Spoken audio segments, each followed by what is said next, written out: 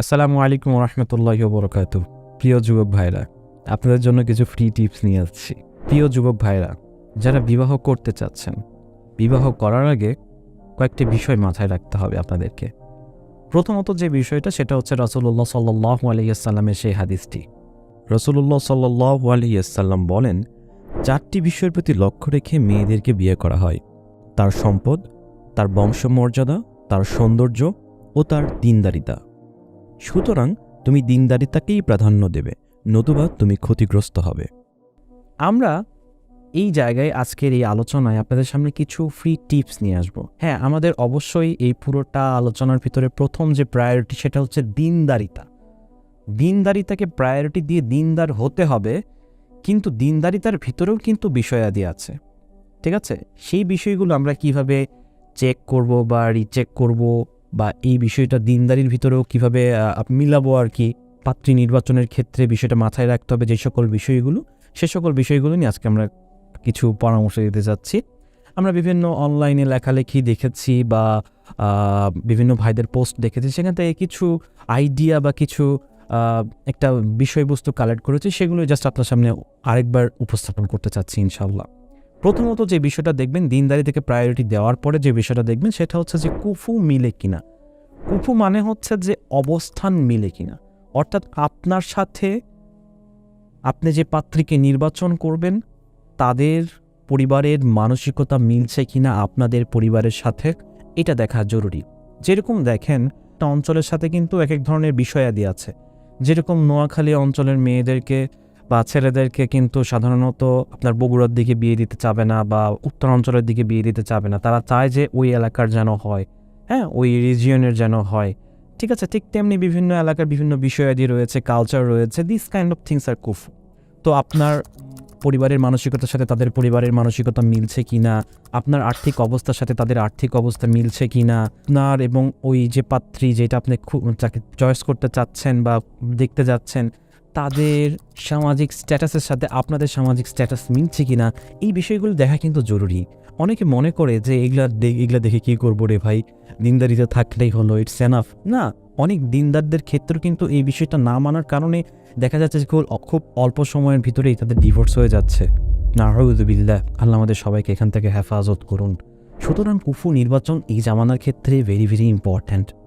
2 নম্বর যে বিষয়টা যেটা আপনারা ফলো করতে পারেন সেটা হচ্ছে যে বাহ্যিক সৌন্দর্যের বিষয়টা। অনেক ভাইয়েরা বলতে চায় সাধারণত, আমার বাহ্যিক সৌন্দর্য লাগবে না, হলেই হলো রে ভাই, এক ধরনের হলেই হলো। আসলে বিষয়টা এরকম না। আমরা মনে করি যে হ্যাঁ, এটা আসলে আবেগ থেকে চলে আসে সাধারণত। সৌন্দর্যের বিষয়টা কিন্তু জরুরি। মেয়ে বা যে পাত্রে আপনি পছন্দ করবেন সে সুন্দর কিনা এটাও দেখা জরুরি। তবে হ্যাঁ, এক্ষেত্রে কিন্তু আবার ওই যে তথাকথিত নায়িকাদের মতো সৌন্দর্যের কথা বলছি না আমি। যার চোখে যে বিষয়টা সুন্দর সেটার কথাই বলছি। কারো ফর্সা মেয়ে পছন্দ হতে পারে, কারো শ্যামলা মেয়েও পছন্দ হতে পারে, কারো কালো মেয়েও পছন্দ হতে পারে, কেউ লম্বা পছন্দ করে, কেউ লম্বা না খাটো পছন্দ করে। এরকম বিভিন্ন ধরনের বিভিন্ন টেস্ট রয়েছে। তো আপনার চোখে যাকে দেখে ভালো লাগবে, অন্তরের ভিতরে অনুভব সৃষ্টি হবে, সেই সকল মেয়েদেরকেই পছন্দ করতে হবে। সুতরাং সৌন্দর্যকেও কিন্তু লিস্টে রাখবেন, এটা দেখাও জরুরি। 3 নম্বর যে বিষয়টা যেটা আমি আপনাদের সাথে শেয়ার করতে যাচ্ছি সেটা হচ্ছে যে আপনার যদি নিজস্ব ডমিনেশন বা লিডারশিপের অভাব থাকে, অনেকের ভিতরে এরকম থাকে, অনেক লিডারশিপ পারে না বা নিতে চায় না, তাদের ক্ষেত্রে সেই সকল ভাইদের ক্ষেত্রে বলতে পারি আমি যে আপনারা আপনাদের থেকে বয়সে অ্যাটলিস্ট 7-8 বছর বা 5 বছর কমসে কম ছোট মেয়েদেরকে চুজ করুন, ঠিক আছে? এটা আপনার জন্য অনেক উপকারী হবে। আপনার আপনি তার উপরে লিডারশিপ দিতে পারবেন বা তাকে মেইনটেইন করতে পারবেন, কন্ট্রোল করতে পারবেন সেক্ষেত্রে। হ্যাঁ, আমি বলছি না যে সমবয়সী বিয়ে করা যাবে না বা বয়সে বড়ও বিয়ে করা যাবে না, এরকম কথা আমি বলছি না। অনেক ভাইয়েরা আছেন, অনেক বোনেরা আছেন যারা সমবয়সী, অথবা অনেক ভাইয়েরা আছেন যারা তাদের থেকে বয়সে বড় বিয়ে করেছেন, তারাও মাশাআল্লাহ আলহামদুলিল্লাহ আল্লাহর রহমতে হ্যাপি ফ্যামিলি লিড করছে। But for the person those have lackings in their leadership quality ও ইন দি ডমিনেশন কোয়ালিটি, তাদের জন্য কিন্তু এই বিষয়টা জরুরি। নয়তো দেখা যাচ্ছে যে আপনার উপরে ছড়ি ঘুরাচ্ছে। হ্যাঁ, এরকম কিন্তু হয় সাধারণত। আপনি একটা বলছেন, সেই কথাটা শুনছে না, আপনার উপর দিয়ে আপনাকে আরও চার্জ করছে, আপনার উপরে ডমিনেশন খাটানোর চেষ্টা করছে স্বাভাবিকভাবে। হ্যাঁ, তো এই বিষয়টা কিন্তু অ্যাজ এ মেল হিসাবে এটা কিন্তু আপনি অ্যাকসেপ্ট করতে পারবেন না, পরবর্তীতে গিয়ে সাংসারিক জীবনে সমস্যা হতে পারে। 4 নাম্বার যে বিষয়টা, যে মেয়ের আখলাক অথবা চরিত্রটা কেমন, এই বিষয়ে ভালোভাবে আপনাদেরকে কিন্তু খোঁজ খবর লাগাতে হবে। হ্যাঁ, আপনি কিভাবে পারবেন? ক্ষেত্রে একটা ভালো একটা টিপস হচ্ছে যে মেয়ের সাথে যদি মিশে এরকম কোনো পার্সন, এরকম কোনো বান্ধবীও হতে পারে মেয়ের, আপনার মাহরামকে দিয়ে তাদের কাছে যাওয়ানো যে মেয়েটা আসলে কেমন।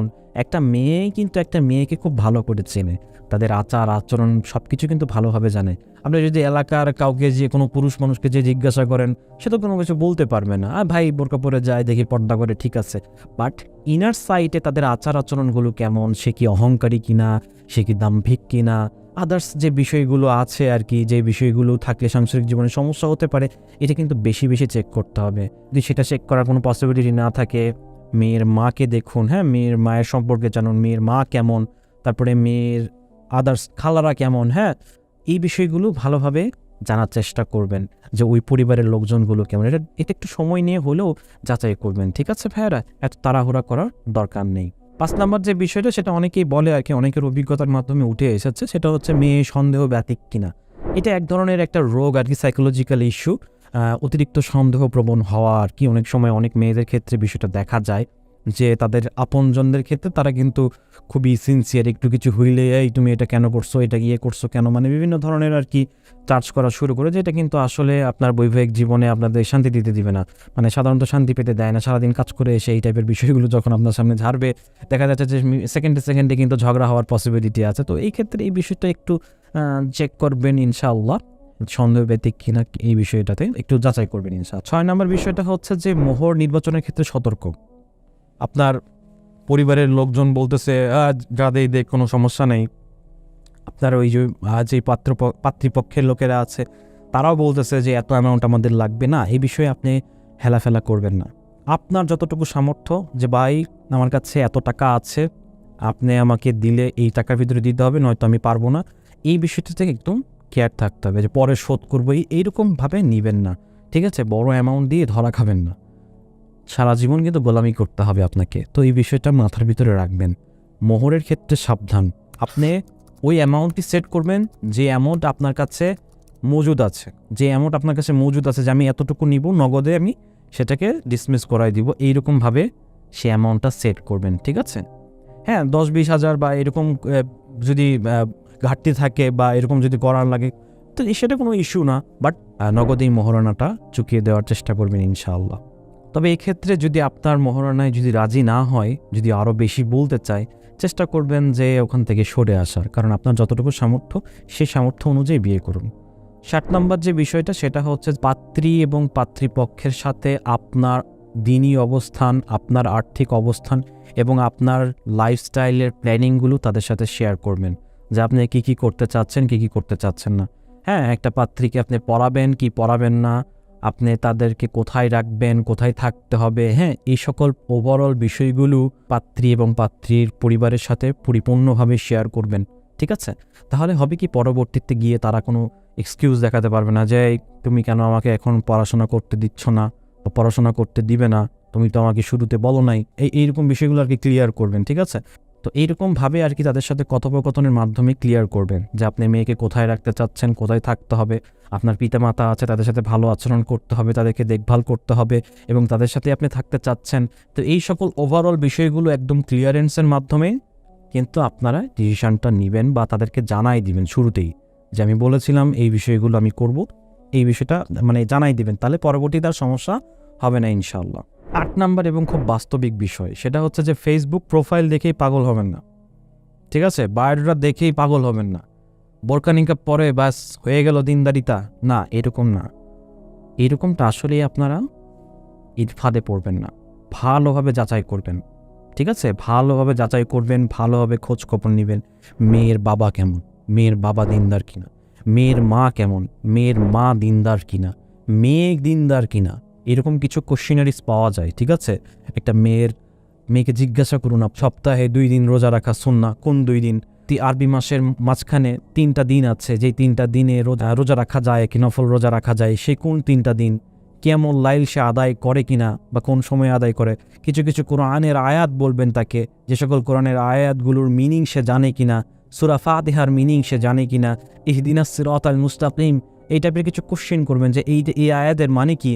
দিনদারিতা চেক মানে বোঝার জন্য অনেক কিছু বিষয় আছে, তাওয়াক্কুল, তাকওয়া, এই সকল বিষয়গুলো যাচাই করার কিন্তু কিছু বিষয় আছে, যে বিষয়গুলো দোয়ার মাধ্যমে আপনি চেক করতে পারেন। বলো তো এই দোয়াটা কি, বা পারেন কিনা এই দোয়াটা, আপনি এই দোয়াটা শিখেছেন কিনা, তখনও কিন্তু এভাবে আপনারা চেক করতে পারবেন। পর্দার বিষয়গুলো নিয়ে বেশি কথা বলবেন। দেখা যায় অনেক সময় বোরকা আড়ালে অনেক ফেমিনিস্ট থাকে, সাবধান ভাইয়েরা আমার, তথাকথিত বোরকা পরা নারীবাদীদের থেকে যেন আমাদেরকে হেফাজত করেন। দেখতে পাবেন যে তারা নিজেরা ডমিনেশন করতে চাচ্ছে, অনেকে বলতে চায় আমি পর্দার ভিতরে থেকেই অমুক করব, চাকরি করব। এই টাইপের বিষয়গুলো আগেই আপনারা যাচাই করে নেবেন যে সে আসলে তাদের ভিতরে কোনো বীজ আছে কি না।